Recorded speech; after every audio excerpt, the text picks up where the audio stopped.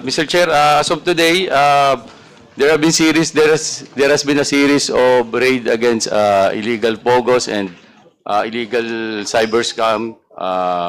So far, dun po sa mga this 2004, 2024 nag-raid sa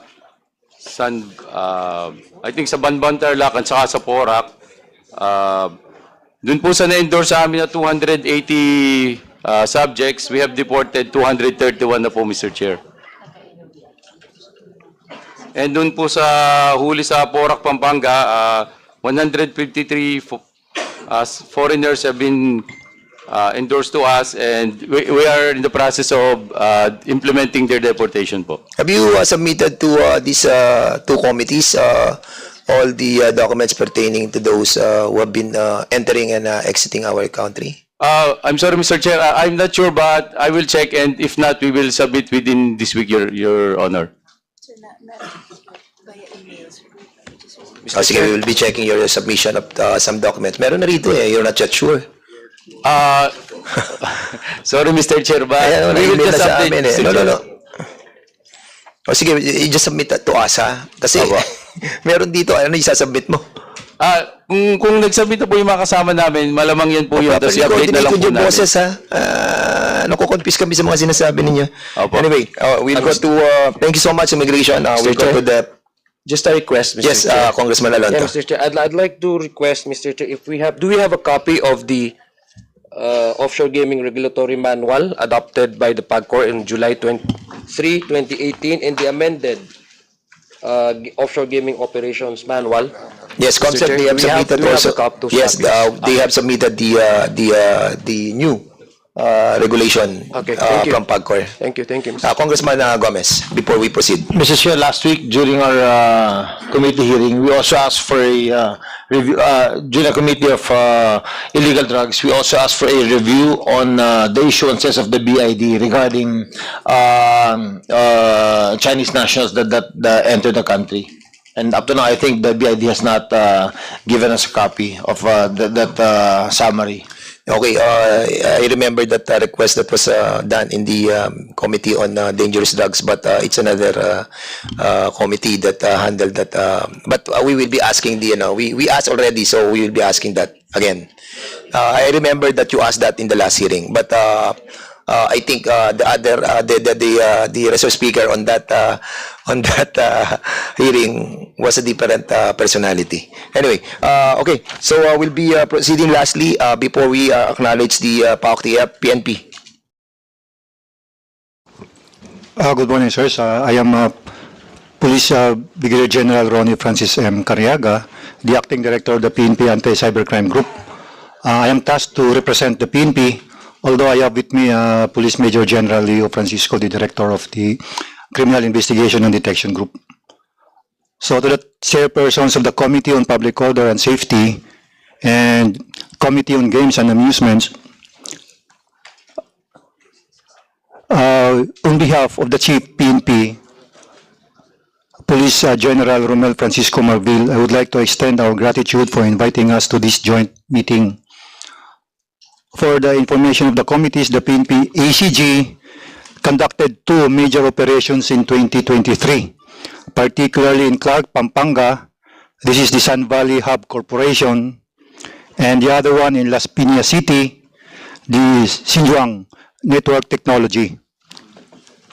In addition, our Women and Children Protection Unit, the one represented by the police officer on my right side, also conducted two operations involving smart web onshore residences, both located in Pasay City, while the CIDG, handled by Police Major General Leo Francisco, had also recent operations involving POGOs in Banban Tarlac and Porac, Pampanga.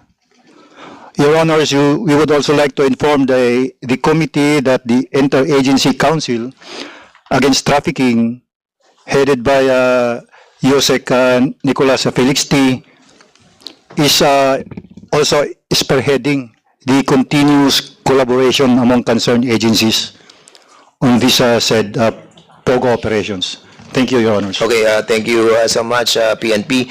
We also invited the head of the federation of all the business permit licensing officials in the whole country. Andito ba yun sa BPLO? Yes, ma'am. You have something to say? Yeah, good morning, Mr. Chair. you so and- much, ma'am. Yeah, good morning po. On the part of the National Association of Business Permits and Licensing Officers, sir, I personally is the head of the BPLO in Parañaque City, where a number of IGLs are located. So, in the past, sir, we have been requesting PAGCOR for a list of all the registered POGOs in our jurisdiction. Fortunately, recently the PAGCOR has been constantly communicating with our office and has coordinating with us as to the existence and of the registered businesses of registered IGLs in Parañaque City. And through this, sir, when they submit lists to our office, we conduct inspections and verify the existence and regulate on the local level of these IGLs. But sir, we would appreciate it if the Bureau of Immigration, who has the list of foreign workers, would also coordinate or submit lists to the LGUs, so that we can monitor the presence of the workers, because the LGU also issues mayor's permit or occupational permit among workers. So with that, Mr. Chair, I think we can regulate and monitor more properly the activities of the IGLs and the workers in the IGLs.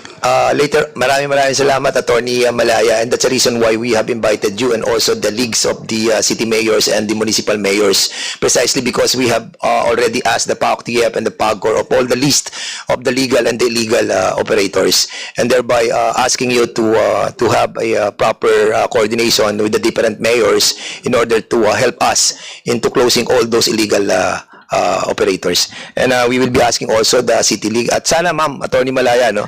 Sana po maging malaya na tayo sa mga kalokohan ng mga pogos. Okay.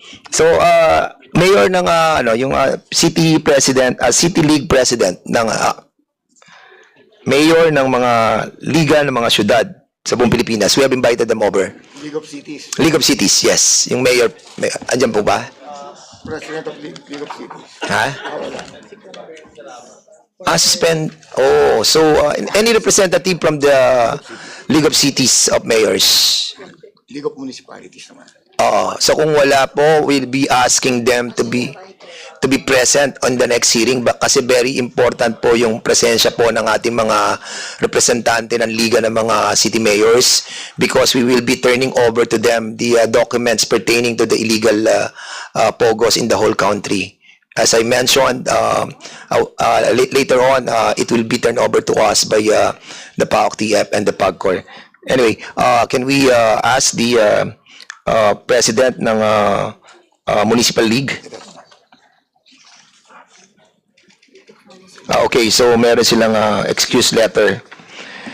Ang presidente pala is our dating colleague natin, si Honorable Joseph Santo Niño Bernos. Yeah, siya po ang presidente ng LMP. Meron po siyang pinadalang letter of excuse. So meron po bang representante ang LMP? Kung wala din po, we will be asking again the LMP na sana po ay pumunta po dito sa susunod, because we will be presenting them the mga yung illegal operators. Anyway, we'll be proceeding to the next resource person, General Gilbert Cruz of PAOK-TF. You have the floor. So brief us of the situation. Good morning, Mr. Chair. Distinguished members of the House of Representatives, Committee on Public Order and Safety, the Committee on Dangerous Drugs, and the Committee on Games and Amusement, and to all my fellow servants. On behalf of the members of the Presidential Anti-Organized Crime Group, along with our partners from the various law enforcement agencies and units attending this hearing, we would like to express our gratitude for this invitation as we fully support the effort of these committees to eradicate the rampant, orchestrated, and organized crimes and illegal activities associated with the Philippine Offshore Gaming Operations, or POGO. During one of our meetings in May 2023, Executive Secretary Lucas P. Bersamin gave us a clear and urgent directive to eradicate the scourge of human trafficking in our country and ensure the rescue of all its victims. With these marching orders, PAOK has committed itself to ensure that the Philippines will never be a breeding ground for human trafficking. Consequently, after extensive intelligence work and coordination with our partners from law enforcement agencies like the DOJ, IACAT, the Philippine National Police, our campaign against illegal trafficking has directly led us to the conduct of raids on numerous illegal POGOs. And these operations have uncovered the extent of criminal activities associated with POGOs, from serving as a hub for human trafficking to engaging in crimes and cyber crimes like lab scams, loan scams, kidnappings, prostitution, murders, and NS for international wanted persons, thereby posing as threats to the peace and order of this country. On our end, Mr. Chair, the law enforcement agencies recognizes the emphasis placed by previous administrations on the economic benefits of allowing POGOs to thrive in our country, contributing significantly to our economy. In fact, we have regulations in place to facilitate their operations, although there is no explicit legislation prohibiting them. However, while we acknowledge the role of POGOs in fostering economic growth, law enforcement cannot turn a blind eye to the illegal activities often associated with them, and it's our primary duty to address these concerns promptly and effectively. As we are called here today, Mr. Chair, we come prepared and with operational data and insights that can aid this legislative department in addressing these concerns. We are ready to share this information for consideration by this honorable committee. At this juncture, Mr. Chair, I would like to call Dr. John Winston Casio of the PAOCC to provide us the necessary information through a presentation showing the extent of criminal activities associated with illegal POGO operation. Thank you, sir. Okay, so Attorney Winston, Doctor. Medical doctor po kaya? No, sir. Doctor of Philosophy po. Philosophy. Okay, sige, Doctor. Dr. Pero Winston. kung promote niya ako na Dr. attorney, Winston, I you will are be very recognized. happy. You are going to present Yes, yung mga illegal activities that happened. Yes, sir. We have... Yes, Okay, sir. sige, go ahead, please.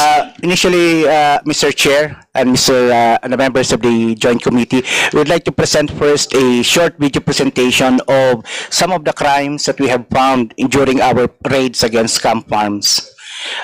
With the indulgence of the committee po, this will just be a very short. Okay, Mr. please Chair. proceed.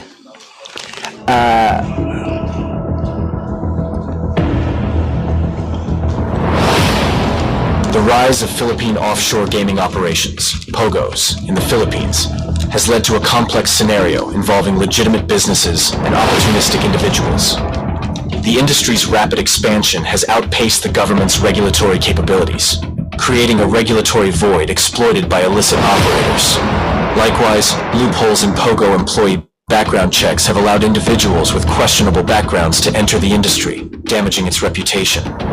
POGOs have become a significant driver of transnational crime in the nation, disrupting peace due to various criminal activities linked to them.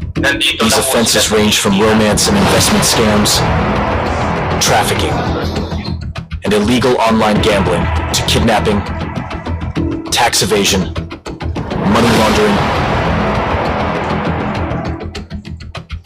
drug trafficking, murder,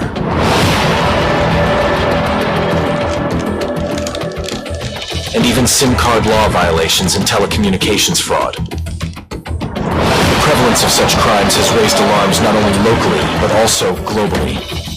The intricate network involving POGOs, local service providers, and government officials has fueled corruption and illicit activities, with global repercussions such as POGO-related scams affecting individuals and businesses worldwide. One notorious scam, the Love Scam, employs a detailed manual of operations, utilizing deceptive recruitment strategies on social media platforms like Facebook, with an intensive daily schedule forcing workers into 16 to 18-hour shifts, targeting vulnerable groups, including individuals aged 35 and above. They gather personal information and encourage communication on platforms like WhatsApp or Telegram.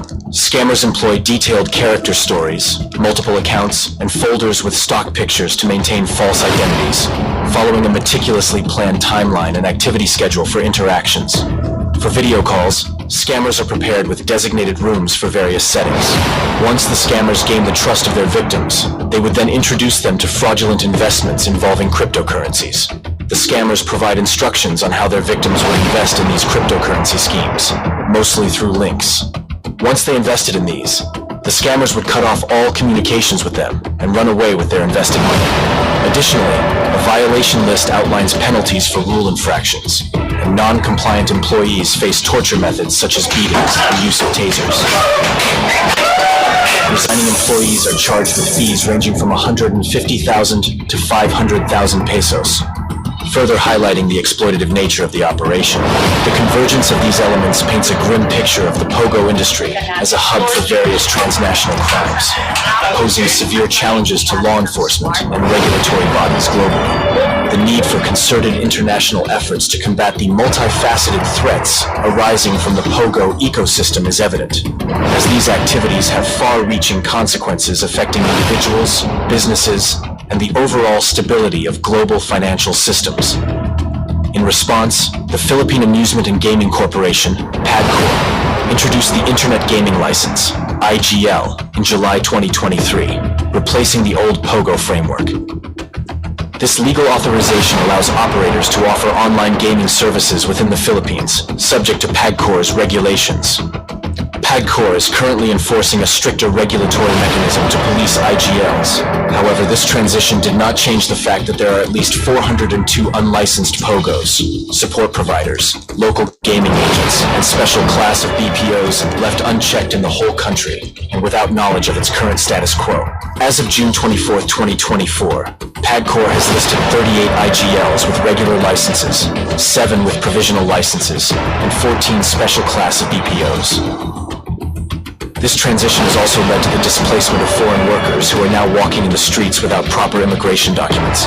According to PAGCOR's manpower count summary, as of May 2024, there are now 61,767 IGL POGO workers in the country, including 31,322 Filipinos and 30,445 foreign nationals.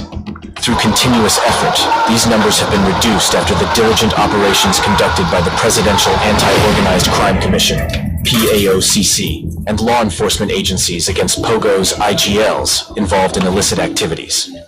To address these issues, the Anti-Rogue POGO Plan proposes a united front among government agencies, emphasizing collaborative efforts, comprehensive intelligence gathering, standard operating procedures, cybersecurity measures, and a centralized intelligence unit. The cost analysis for raiding a rogue POGO is outlined, totaling 35 million pesos for 4 months per site. The emergence of rogue POGOs has prompted the need for a united front among national government agencies and local government units aiming to enforce the rule of law and address national security concerns. Collaborative actions and the need to establish a unified approach against airing IGL's POGOs are crucial for addressing social issues, combating illegal activities, regulating foreign workers, and ensuring adherence to legal frameworks.